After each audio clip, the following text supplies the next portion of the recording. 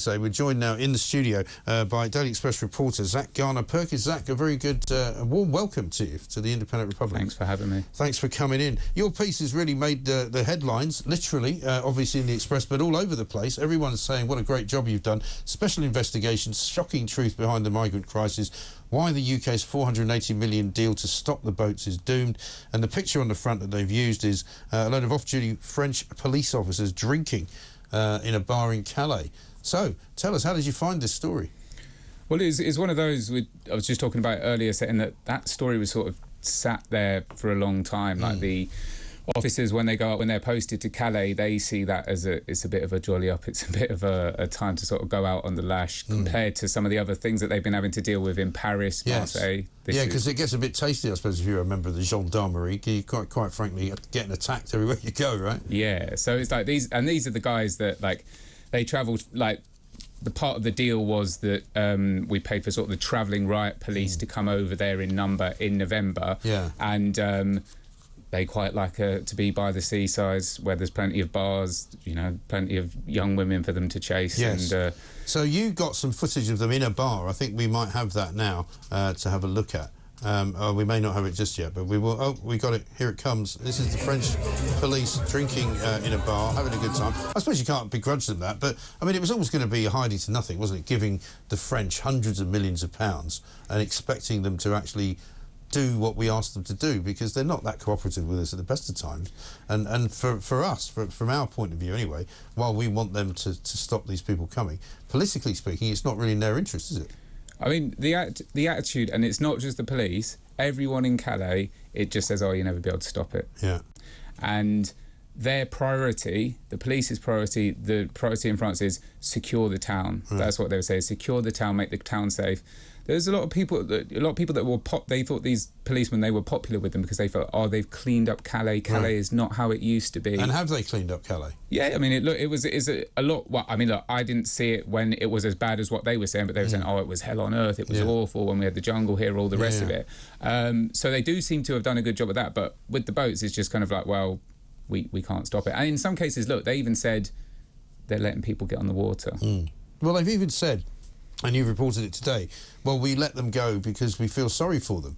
I mean, clearly they're seeing a lot more families than we're seeing, because when we see the boats arriving, yes, we know there are some women and some children, but a very small percentage. It seems to be all young men. And we had the story today of the couple of guys who were arrested because they were fighting the gendarmes on the beach before they got on the boat to come to Britain, and they've now been put in jail.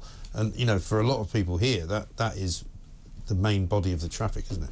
I mean, I think the thing is, it's like, we sent the team down to the beaches to see, all right, can we see like a boat getting off? Yeah. And we were able to get it. So a set of journalists were able to do the job of what the French police perhaps should have been doing, whilst we were also keeping an eye on them and their heavy drinking So sessions. What did you see on the beach when you saw the people getting So that was a separate team that saw them, you know, launching the boat, you know, getting on the water, and, you know, off they went. And how does it work? Because one of the things I was asked, and nobody has yet so far answered me, really, in Border Force or anything like that, is the people who, presumably there's somebody who pilots the boat, who's employed, you would imagine, by the traffickers. They don't just put these guys into a boat without anyone seemingly representing the organisation, do they? So they recruit leaders. Right. That's the information that we have, is that there are leaders amongst, now whether they get a favourable rate, whether they are embedded within an organisation, that's difficult to say, but they recruit people to, you know, do those functions to get the boat over. Because it just seems to me that if you're the person, say, piloting the boat and driving the boat, then you could be,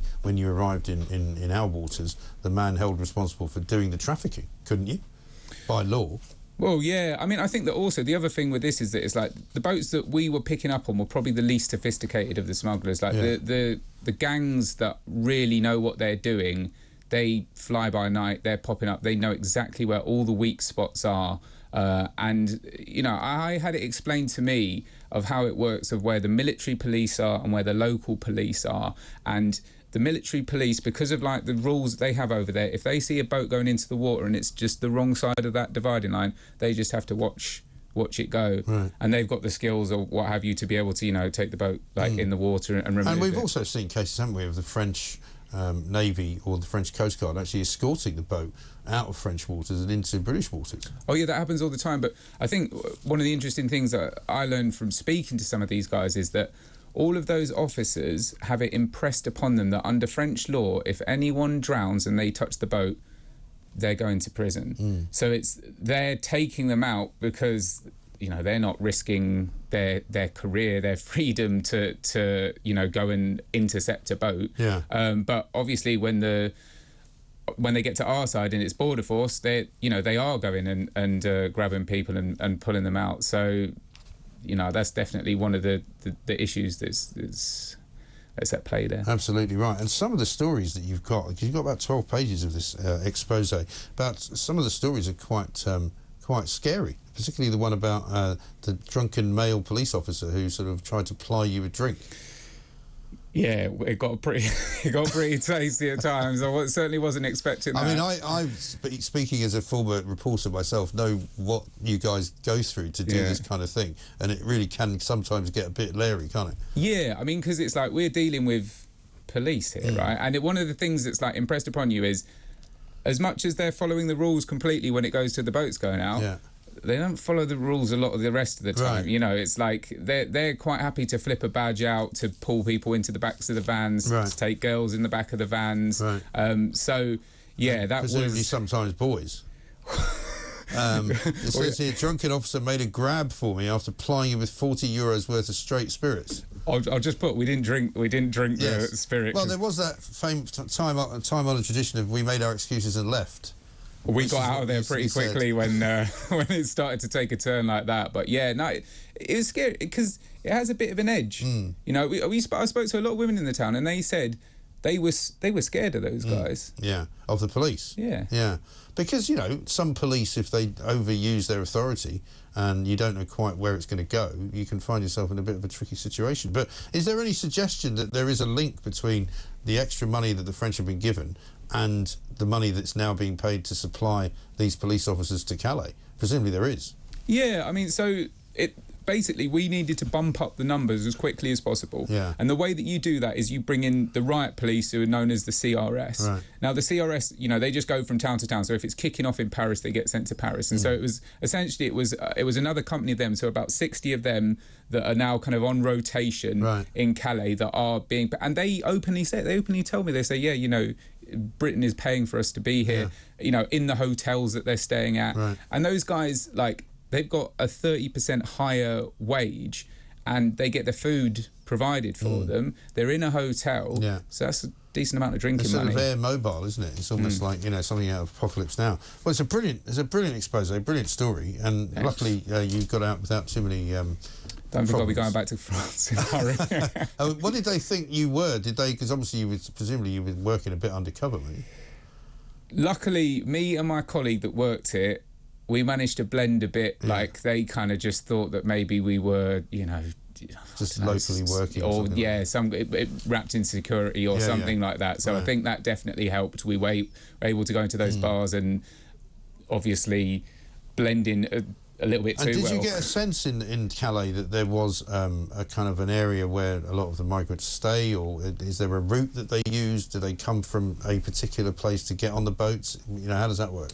It's quite interesting because it's kind of split apart. So it used to be obviously the Jungle 1 and Jungle 2. Right. Now they're lots of little jungles, so they're kind of off motorways. You'll see like collections of trees.